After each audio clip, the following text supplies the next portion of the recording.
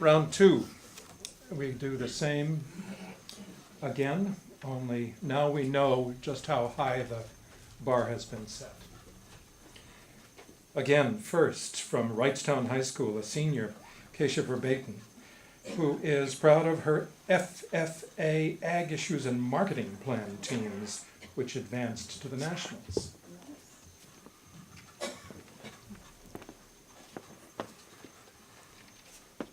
Dear Reader, by Rita Mae Reese. You have forgotten it all.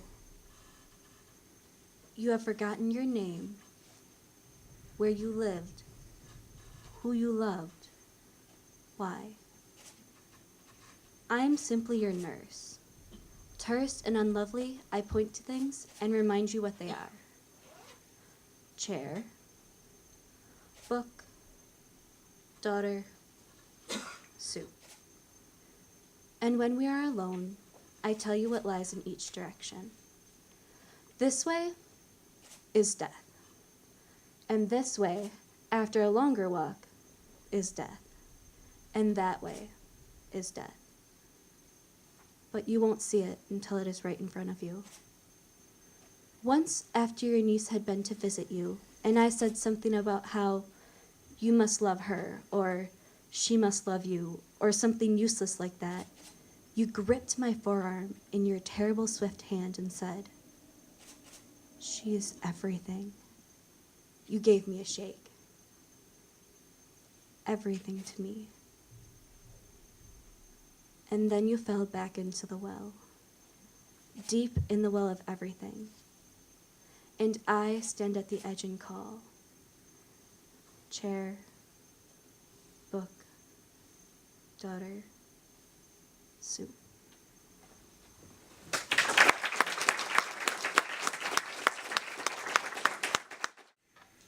Cody Tulip, now from Durand High School, a senior.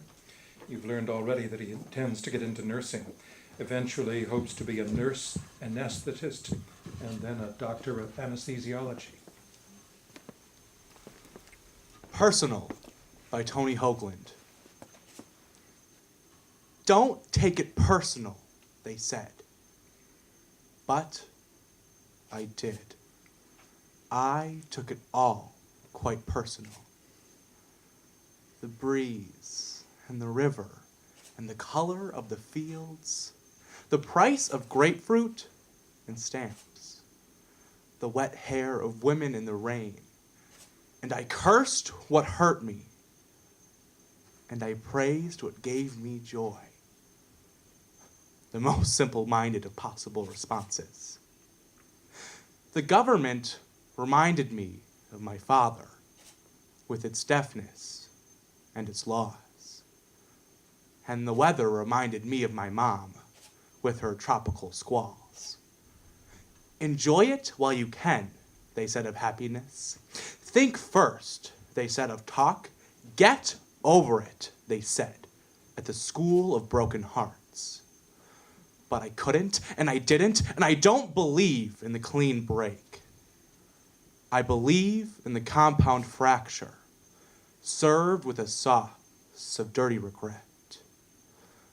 I believe in saying it all, and taking it all back, and saying it again for good measure, while the air fills up with I'm sorries, like wheeling birds, and the trees look seasick in the wind.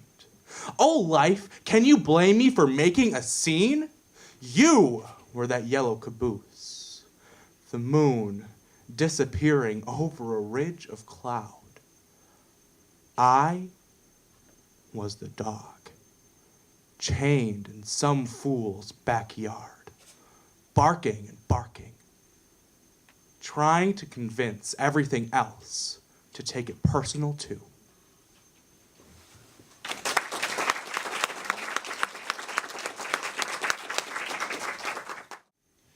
Abigail Thompson is next from Milwaukee High School of the Arts, a senior. She is hoping to attend a Ford University with a major in theater. A Fit of Rhyme Against Rhyme by Ben Jonson. Rhyme, the rack of finest wits, that expresseth but by fits true conceit, spoiling senses of their treasure, cozening judgment with a measure but false weight, wresting words from their true calling, propping verse for fear of falling to the ground.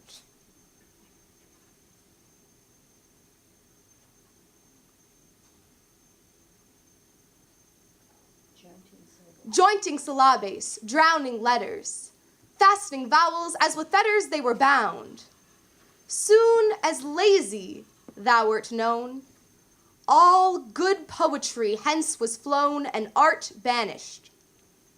For 1,000 years together all Parnassus' green did wither, and wit vanished.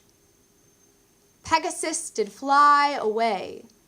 At the wells no muse did stay, but bewailed so to see the fountain dry, and Apollo's music die. All light failed. Starveling rhymes did fill the stage, not a poet in an age worth crowning, not a work deserving bays, not a line deserving praise, Pallas frowning. Greek was free from rhyme's infection. Happy Greek by this protection was not spoiled. Whilst the Latin, queen of tongues, is not yet free from rhyme's wrongs, but rests foiled. Scarce the hill again doth flourish, scarce the world a wit doth nourish to restore Phoebus to his crown again, and the muses to their brain as before. Vulgar languages that want words and sweetness, and be scant of true measure. Tyrant rhyme hath so abused that they long since have refused other seizure. He that first invented thee, may his joints tormented be, cramped forever. Still may syllabes jar with time, still may reason war with rhyme, resting never.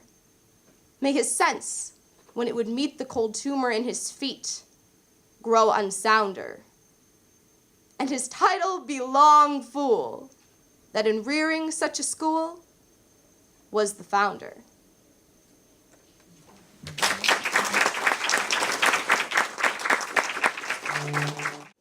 And now Taylor Thomas, a junior at Green Bay West High, who also plans a 4-year university with a major in psychology. The Idler by Alice Moore Dunbar Nelson. An idle lingerer on the wayside's road, he gathers up his work and yawns away a little longer, ere the tiresome load shall be reduced to ashes or to clay. No matter if the world has marched along and scorned his slowness as it quickly passed, no matter if amid the busy throng he greets some face infantile at the last. His mission? Well, there is but one, and if it is a mission, he knows it. Nay, to be a happy idler, to lounge and sun, and dreaming, pass his long-drawn days away.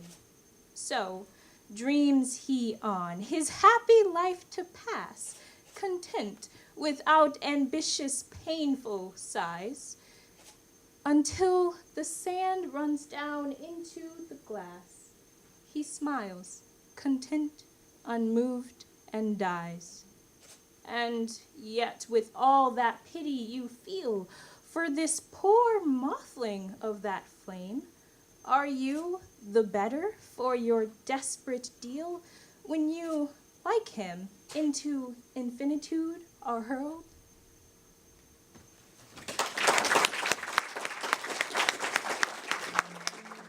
And now Gillian Staven from DeForest Area High, where she's a junior, joined choir this year, which I think is strongly related to poetry. After the Winter by Claude McKay. Also this.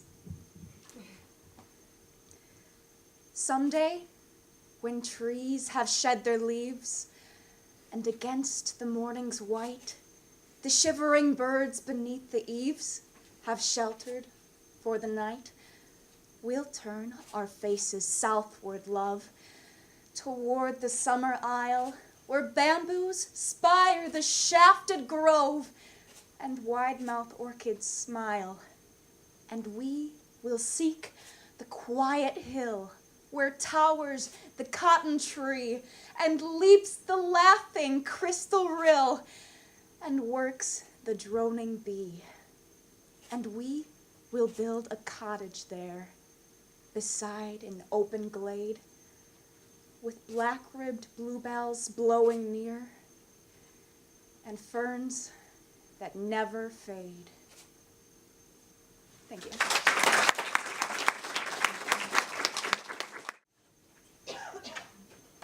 And now Kirsten Meyer from Brookfield Central High School, a senior, who is also a musician, performed this year with Musikverein.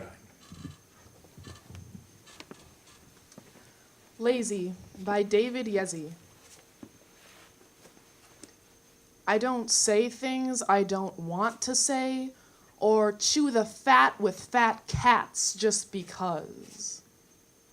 With favor givers who want favors back, I tend to pass on going for the ask. I send instead a series of regrets, slip the winding snares that people lay. The unruffledness I feel as a result, the lank repose, the psychic field of rye swayed in wavy air, is my respite among the shivery of clanging egos on the packed commuter train again tonight. Sapping and demeaning, it takes a lot to get from bed to work and back to bed. I barely go an hour before I'm caught wincing at the way that woman laughs or he keeps clucking at his magazine. And my annoyance fills me with annoyance.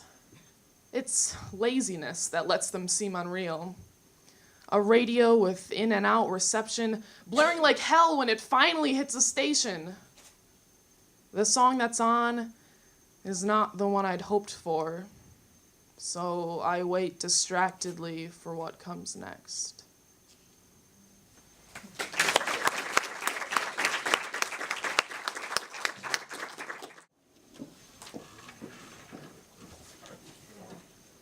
Janessa Gould now from Altoona High School, a junior, very proud of making it to state for Poetry Out Loud for his second straight year. Memory as a Hearing Aid by Tony Hoagland. Somewhere, someone is asking a question, and I stand squinting at the classroom with one hand cupped behind my ear, trying to figure out where that voice is coming from.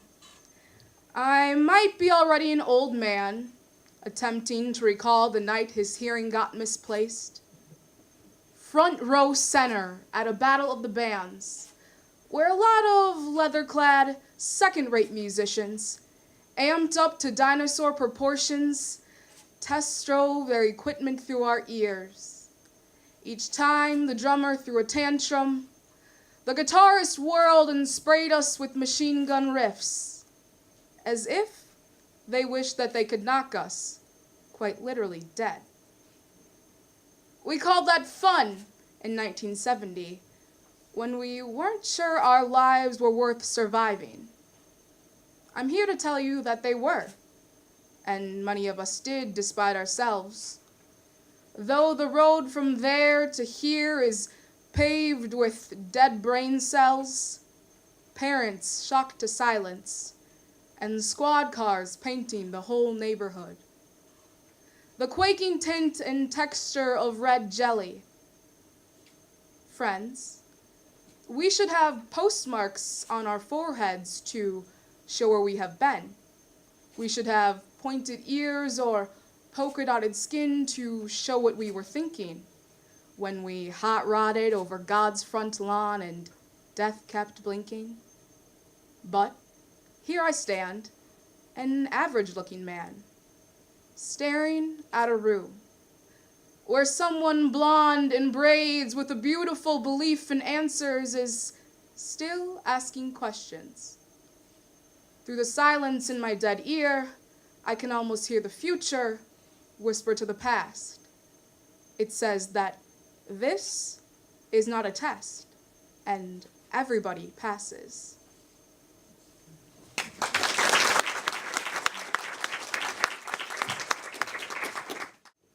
Sumni Famule is next from Superior High School, a junior. Reading, writing, poetry, and sleeping are her favorites. Grief by Elizabeth Barrett Browning. I tell you, hopeless grief is passionless, that only men, incredulous of despair, half taught in anguish, through the midnight air, beat upwards to God's throne in loud access of shrieking and reproach. Full desertness in souls as countries lieth silent bare under the blanching vertical eye glare of the absolute heavens.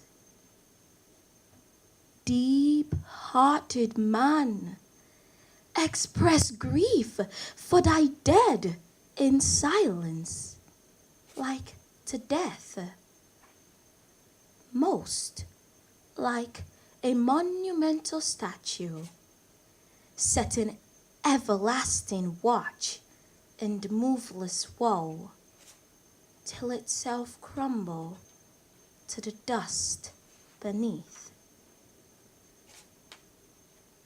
Touch it. The marble eyelids are not wet. If it could weep, it could arise and go.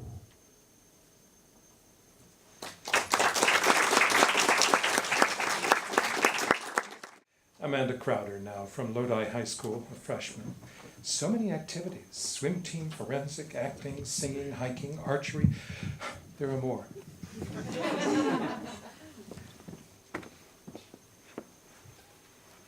A Red, Red Rose by Robert Burns. Oh, my love is like a red, red rose that's newly sprung in June. Oh, my love is like the melody that's sweetly played in tune. So far art thou, my bonny lass, so deep in love am I. And I will love thee still, my dear, till all the seas gang dry. Till all the seas gang dry, my dear, and the rocks melt with the sun. I will love thee still, my dear, while the sands of life shall run. And fare thee well, my only love, and fare thee well a while. And I will come again, my love, though it were 10,000 mile.